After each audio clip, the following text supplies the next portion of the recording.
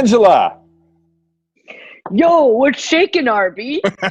How you doing? You know what? It is April 1st today. April Fool. You got me.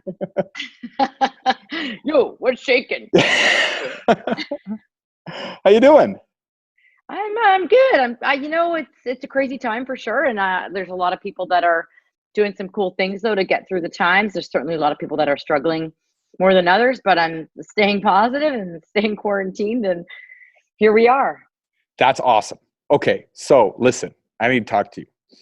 Okay. A lot of franchisors have been asking me. I've been wondering this too. We've been going on our own path, but I need to talk to an expert. So I need you to tell me what franchisors. Yeah, that's you. Oh my God. Yay! What in turbulent and tumultuous times like this? Unprecedented. Oh, unprecedented. We shouldn't make a joke. It really is.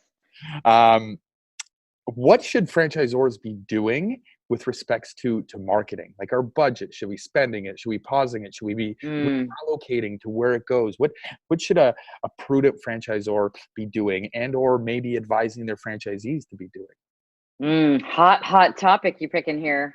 It's a good one. The doozy. Thank you. I appreciate that. Yeah. And it's really, I'd say this is the $1 million question.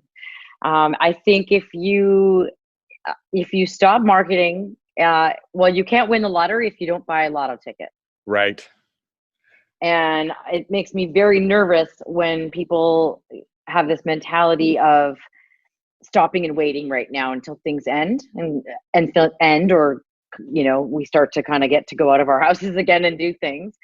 And my recommendation would be, if you can find the budget for it, I would absolutely continue. I would probably never stop the marketing, but at the very least, I would do things to engage with your prospects. And we're talking about franchise candidates here, I believe, right? Mm-hmm. Yeah. Yeah. So, I've had a bunch of franchisors say to me, I'm worried about losing the leads that I have. They're interested, but they're not going to sign the lease right now, and we don't even know if we should be starting a franchise agreement with it feels a little weird. We're not sure about that. And I think, there are a lot of things you can do right now though, to nurture those leads, just like we're recommending to our franchisees, right? To get out there and stay connected to their lead, not get out there, but to stay connected to their prospects as well. So I think that, for example, if I were a franchisor, if I were you, Robert, I would, if I had some leads that were decent and, that I was kind of worried about losing, I would probably get them on a call, and I would, as a group, probably do a video call like this and kind of just give them an update and talk through what kinds of things that you're doing to prepare for how you're going to come out on the other end, to demonstrate how you handle a crisis, right? That will show them your strength as a leader and how you operate as a company. And another thing I hear is that this is going to be the new validation. How did they handle COVID-19? It's like when you're buying a new house. This should be the number one real estate agent line. Can you see yourself being quarantined here? Right? That's an immediate, right? That's how you sell a house, right? I agree with what you're saying. I like to say the person who doesn't market to save money is like the person who doesn't wear a watch to save time. Okay, it's just not sensical, right? Now on the flip side, you've got the. Wait, did you just say sensical? Yeah, is that not a word? I don't know. We'll have to check that later, but okay. So, but on the flip side, you've got if you're marketing, it might be because you have to market and it's a tax on a non-remarkable brand. But in either case, in scenarios like this, traditionally, where the economy is down for whatever reason, maybe it is a pandemic, maybe it is just fluctuations in markets and whatever, typically the franchising industry starts to rebound because you get a lot of people who got laid off, who got fired, and they either cannot find a job, or they're kind of got the mind frame of wow, you know what, this really sucked working for the man. Maybe I should try doing something on my own. It's like a reset. And third one on that, I would just add a third one in there. You're doing the two. The third one is, I think that maybe people are also going, wait, life is kind of short, and I realize now what matters to me, and what matters to me is doing something more purposeful And even if it's something like Control V, it's like making people happy, and you've got a way better line than that, I know, but about bringing virtual reality to the masses, including things like the medical or education or whatever other options are out there. So that was number 3. I had to jump in with that. Yeah. I mean, I'm always going to push Control V. You don't go home smelling like burgers and fries. And we don't sell VR. We sell happiness. Right. There you go.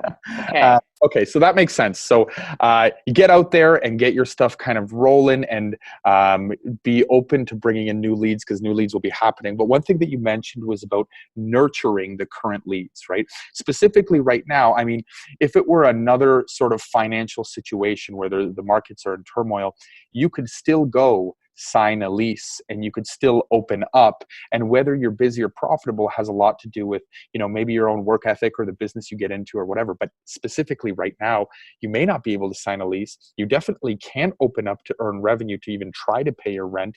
The odds of you maybe even like starting to do any renovations or things like that, they're slim, because the crews may be also quarantined. So how do you nurture these leads? Like, to me, nurturing is like guiding them along until they can decide that, okay, I want to buy this franchise. But now you're guiding them along, not knowing when they will buy this franchise. So what are these like nurturing strategies?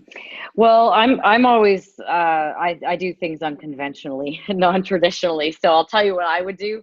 And I work mostly with brands that are under around 30 units, like on this kind of thing. So this probably applies more to an emerging brand. But not only would I do what I mentioned before, is I would get your good leads on a call and do some updates on what you've been up to, and ask them, like, give them an opportunity for Q&A.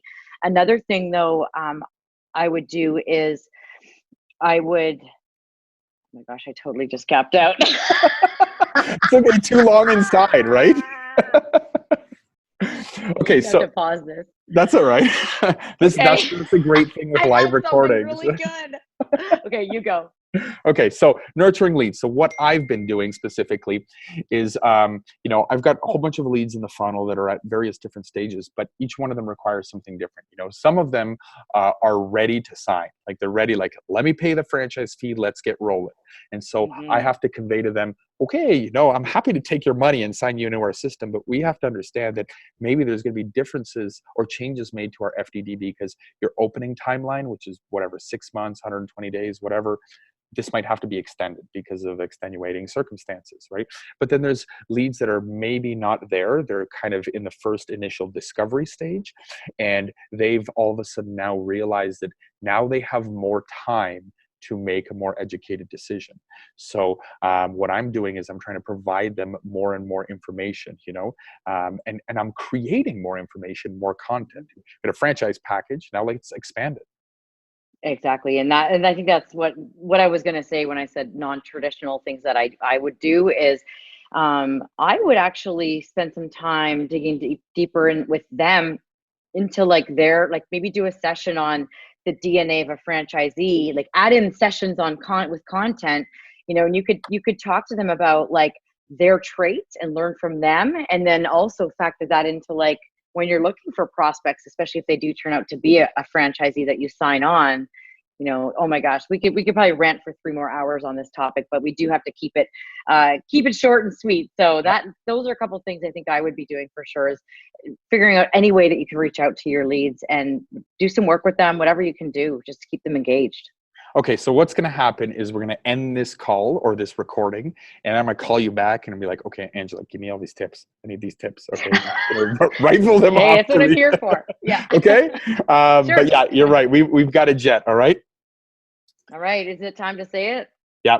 1, 2, 3. Go be awesome. Be awesome.